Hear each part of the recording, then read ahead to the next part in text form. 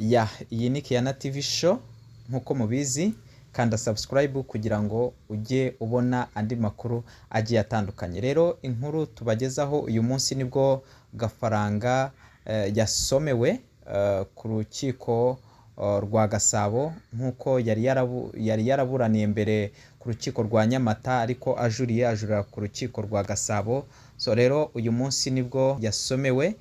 Rero tuje kubagezaho amakuru y'ibyavuye mu bujurire yari yajuririye. Rero ni inkuru ibabaje, mbere yuko wenda tubabwira, ni inkuru ibabaje, ni inkuru itari nziza, itashimishije umugore we dore ko yari yitabiriye urubanza. Ni inkuru itashimishije Gafaranga, birumvikana, kubera ko yari yajuriye, kandi ibyo yari yajuririye birumvikana. Kuba umugore avuga ati ngewe nta kibazo mfite, yazanye n'impapuro, ni ibintu byagaragaraga ko n'iyi video mubona twakoresheje ni video y'ubushize ubwo yari yaje kuburana ubujurire bwe, ariko uyu munsi havuyemo amakuru atari meza. Rero amakuru atari meza na yahe ni nayuko urukiko rwa Gasabo rwatesheje agaciro ubujurire bwe, bukemeza igihano cya Nyamata, cy'urukiko rwa Nyamata rwari rwamuhaye. Urukiko rwa Nyamata rwari rwamukatiye iminsi 30. Rero iyo minsi 30 urukiko rwemeje ko akomeza kuyifungwa. Birumvikana, dutegereje ko azaburana mu mizi. Rero iyi nkuru ushobora kuba uyumvishije bwa mbere ukavuga uti byatangiye bite, byaje bite, inkuru ya Gafaranga wenda ukaba utaruyizi. Hano reka tukunyarukire ku nkuru ya Igihe, tukubwira amakuru Igihe yanditse ejo bundi ubwo yari yaje kubujurira cyangwa se yari yaje kuburana. Burya ngo agahinda ntikica kagira mubi. Umugore wa Bishop Gafaranga yarize arahogora nyuma yo gusorwa mu rubanza ruregwamo umugabo we witabye urukiko rwisumbuye rwa Gasabo kugira ngo aburane ubujurire ku cyemezo cyafashwe n'urukiko rw'ibanze rwa Nyamata rwari rwategetse ko afungwa iminsi 30 y'agateganyo. Gafaranga yaburanye mu gitondo cyo kuri uyu wa 7 Nyakanga 2025, asohoka mu rukiko afite akanyamuneza ndetse ari kumwenyura, abwira abanyamakuru ati meze neza, ni mu mfotore vuba vuba.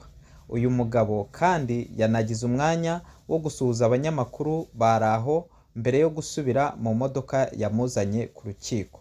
Nk'uko byari byagenze ubushize, Gafaranga yaburaniye mu muhezo aho yari afite umunyamategeko mushya, Bayisabe Irene. Icyakora nubwo Gafaranga yasohotse mu rukiko ubona afite akanyamuneza, umugore we Annette Murava yahuye n'uruva gusenya. Murava ntiyaje wenyine kuko yari anahetse umwana mu mugongo. Uyu mugore kandi yari yitwaje umuzingo w'impapuro zo kwa muganga zerekana ko nta gahinda gakabije yigeze agira. Ni inyandiko zagombaga guhinyuza ubushinjacyaha bwagaragaje ko ibyo yakorewe n'umugabo we byamuteye agahinda gakabije.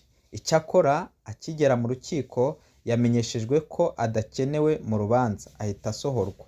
Murava yageze hanze y'urukiko bimwanga mu nda, kwifata biranga, yicara hasi ararira arahogora. Aho azanzamukiye yahagurutse aragenda, ariko yashyize akaboko ku gahanga ke ubona rwose yashobewe.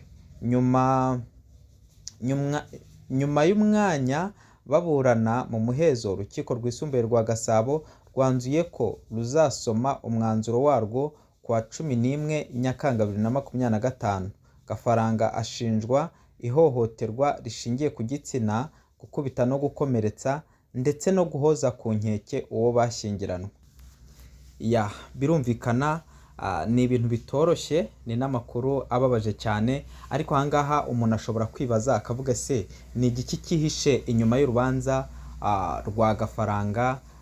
Niba bavuga bati abaganga bafite impapuro zemeza ko uyu mugore yaba yarakubiswe cyangwa se yaba afite agahinda gakabije, ariko we akongera akazana izindi mpapuro zerekana ko nta gahinda yigeze agira. So rero reka dukomeze tubitega amaso vuba ngaho. Icyo nzi cyo urubanza bari buburane mu mizi, niba kujurira iminsi 30 byanze, bari bukora ikintu n'ubundi harubarihirizwa gufunga iminsi 30, iminsi 30 nishira bari buburane mu mizi. Rero nyuma yo kuburana mu mizi nibwo bazana buri kintu cyose ibimenyetso bakaburana bisanzwe, nibwo tuzamenya mbese ni igiki gikurikira. Rero Imana ibagirire neza, Imana ibarinde rwose, Gafaranga Imana imwiteho, ndetse n'umugore we Imana ikomeze kumwitaho. Mu bigaragara nawe ntabwo ameze neza, ari mu bibazo bikomeye cyane, uyu muryango uri mu bibazo bikabije. So rero Imana ibarinde, kandi namwe mwakoze kubana natwe, kanda subscribe kugira ngo ujye ukomeza